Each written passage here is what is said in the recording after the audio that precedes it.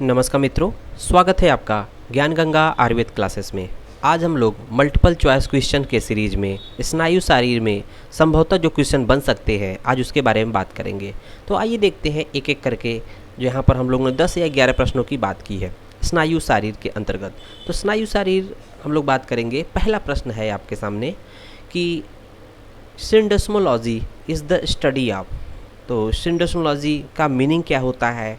Ligament है या tendon है या मसल है या नर्व है? तो ये आपको जवाब देना है। ये मॉडर्न का प्रश्न बन गया है। उसके बाद देखेंगे हम लोग, इसको कमेंट बॉक्स में आप लोग जवाब दीजिएगा।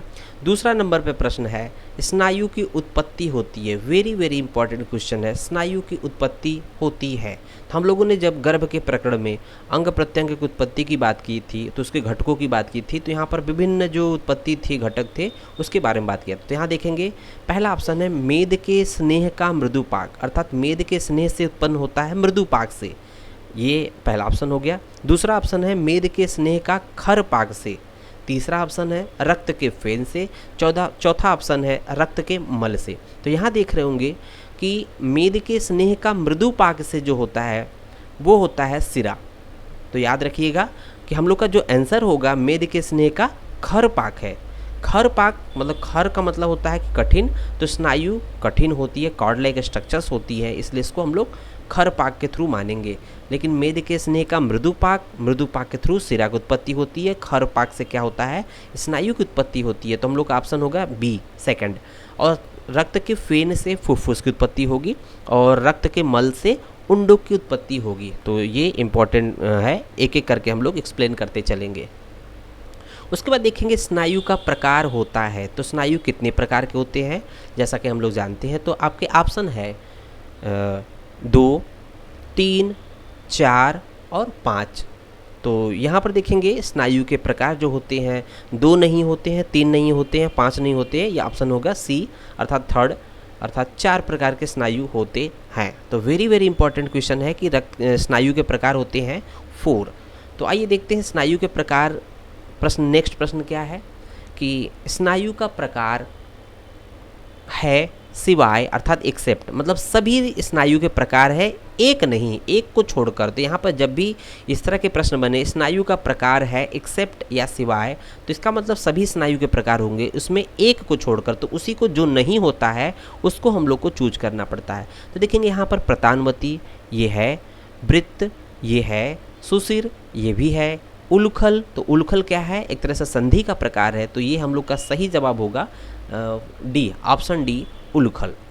नेक्स्ट देखेंगे हम लोग का फिफ्थ नंबर का प्रश्न क्या है कि सुशिर स्नायु का उदाहरण है।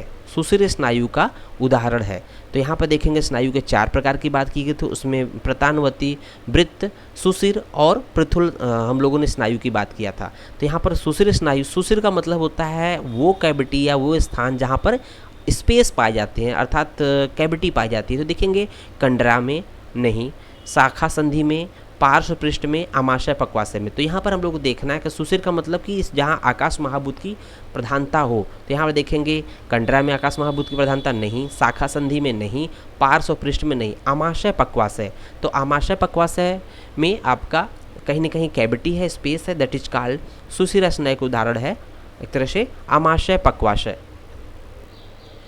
नेक्स्ट प्रश्न देख रहे होंगे, छठा प्रश्न है शाखा व संधि में किस प्रकार की स्नायु पाई जाती है। तो यहाँ पर प्रश्न जो है इसी तरह से बनेंगे स्नायु वाले पार्ट में। तो उसके उदाहरण पूछ लेंगे या पर्टिकुलर स्नायु के जो प्रकार है वो पूछा जाएगा कहाँ पर पाई जाती है। तो देखेंगे शाखा और संधि में किस प्रकार की स्नायु पाई जाती है, या ये कह सकते हैं कि शाखा संधि जो स्नायु होते हैं वो किस प्रकार के होते हैं। तो यहाँ पर देखेंगे शाखा और संधि कैसे हम लोग को याद करना है। तो शाखा संधि क्या होती है? शाखाएं लंबी लंबी होती है, अर्थात यहाँ पर जो स्नायु होंगे वो लंबे लंबे होंगे। तो देखेंगे प्रतानवती, प्रतानवती का मतलब होता है लता के समान। तो इसका मतलब हम लोग का ऑप्शन होगा लता के समान प्रतानवती। वृत्त, वृत्त का मतलब होता है गोल। तो गोल में हो जाएगा कंडरा। वृत्त जो स्नायु का उदाहरण होगा कंडरा होगा। सुशिर स्नायु का उदाहरण क्या होगा, या सुशिर स्नायु के जो एग्जाम्पल आ जाएंगे वो हो जाएंगे आमाशय पक्वाशय। पृथुल, पृथुल जो स्नायु होंगे पार्श्व पृष्ठ, पार्श्व पृष्ठ इत्यादि ये आपके पृथुल स्नायु के उदाहरण में आएंगे। नेक्स्ट प्रश्न देखेंगे हम लोग, 7वां नंबर का प्रश्न है कि पार्श्व, पृष्ठ, वक्ष, सिर में किस प्रकार की स्नायु पाई जाती है, या जो ये स्नायु होते हैं ये किस प्रकार के स्नायु इसमें पाए जाते हैं। पार्श्व, पृष्ठ, वक्ष, सिर में किस प्रकार की स्नायु पाई जाती है। तो आपके ऑप्शन है, पहला ऑप्शन ए प्रतानवती, बी वृत्त, सी सुशिर, डी पृथुल। तो हम लोग को पता है कि जो पृथुल होते हैं वो पार्श्व, पृष्ठ, वक्ष और सिर, इसमें क्या होते हैं, ये पृथुल स्नायु पाए जाते हैं। तो इसको याद कैसे करेंगे, पप्पू का सिर पृथुल है, पप्पू का सिर पृथुल है, पृथु है तो पप्पू प से जो है पार्श्व हो जाएगा, पू से हो जाएगा पृष्ठ हो जाएगा, ऊ से अर्थात पप्पू, ऊ मतलब उरस या वक्ष हो जाएगा, सिर सिर में पाया जाएगा। तो ये पृथु अर्थात चिपटे, पप्पू का सिर जो है पृथु है अर्थात चिपटे हैं। तो इस तरह से याद हो जाएगा। नेक्स्ट प्रश्न आप लोग के सामने होगा, देख रहे होंगे, प्रश्न नंबर 8 है, स्नायु की संख्या होती है। स्नायु की संख्या कितनी होती है, जैसा कि देख रहे हैं यहाँ पहला ऑप्शन है 700, बी है 500, थर्ड ऑप्शन है 900 और फोर्थ ऑप्शन है 520। तो यहाँ देख रहे होंगे कि ये 700 संख्या ये तो है नहीं स्नायु, और 700 संख्या क्या होती है, 700 सिराएँ होती है। 500 क्या होती है, ये 500 क्या होती है, 500 जो है पेशियों की संख्या होती है। तो स्नायु की संख्या जो होती है 900 होती है, अर्थात यहाँ देख रहे होंगे कि पहला ऑप्शन है 700, स्नायु की संख्या 700 तो ये है नहीं, क्योंकि यहाँ पर ये 700 सिराएँ हैं। और 500 क्या होती है, पेशियों की संख्या सुश्रुत ने पुरुषों में मानी है। 900 संख्या जो होती है स्नायु की, ये स्नायु की संख्या मानी गई है। और देखेंगे 520 पेशियों की संख्या चरक सुश्रुत ने स्त्रियों में मानी है। तो यही पुरुषों में जो है 500 होती है पेशियाँ, स्त्रियों में 520 होती है। तो यहाँ पर स्नायु पूछा गया है तो ऑप्शन होगा सी थर्ड, अर्थात स्नायु, इसका 9 शब्द है, स्नायु का 9, स्नायु का 9 अर्थात 900 का 9, ये दोनों मैच कर जाएगा तो 900 ऑप्शन ठीक हो जाएगा। नेक्स्ट प्रश्न देख रहे होंगे कि 9वां प्रश्न है आपके सामने, ऊर्ध्वजत्रुगत स्नायु की संख्या होती है। ऊर्ध्वजत्रुगत स्नायु की संख्या होती है। तो यहाँ देखेंगे स्नायु की संख्या टोटल की बात करें तो टोटल जो होती है, पहला ऑप्शन हो जाएगा 900, दूसरा ऑप्शन है 600 और तीसरा ऑप्शन है 230, चौथा ऑप्शन है 70। तो यहाँ पर देखना है एक एक करके कि ऊर्ध्वजत्रुगत स्नायु की संख्या कितनी होती है, वो होती है 70। तो सही ऑप्शन होगा 70।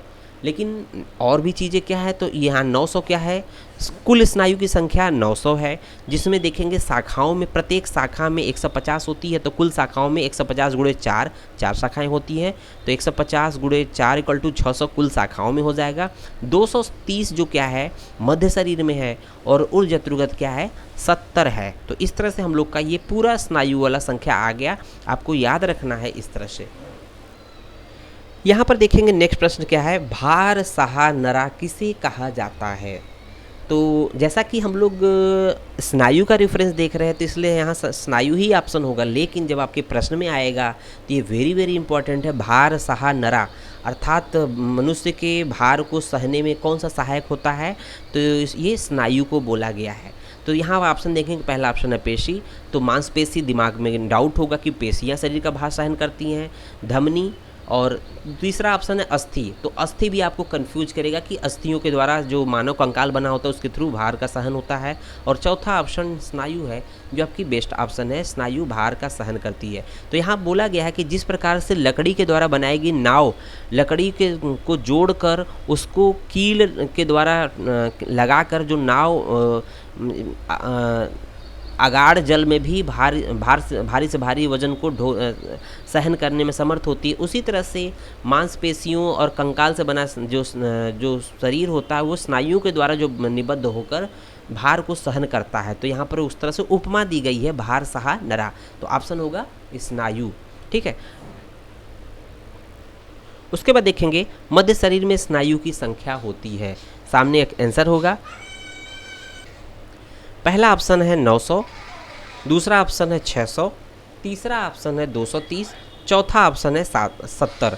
तो मध्य शरीर में स्नायु की संख्या होती है, देखेंगे यहाँ पर, तो 900 स्नायु की कुल संख्या होती है, 600 जो स्नायु होते हैं वो शाखाओं में होती है और मध्य शरीर में 230 होता है। ऑप्शन आपका थर्ड होगा। और 70 क्या होता है? ऊर्जांतर्गत स्नायु की संख्या है। इस तरह से हम लोग का स्नायु वाला प्रकरण समाप्त होता है। धन्यवाद।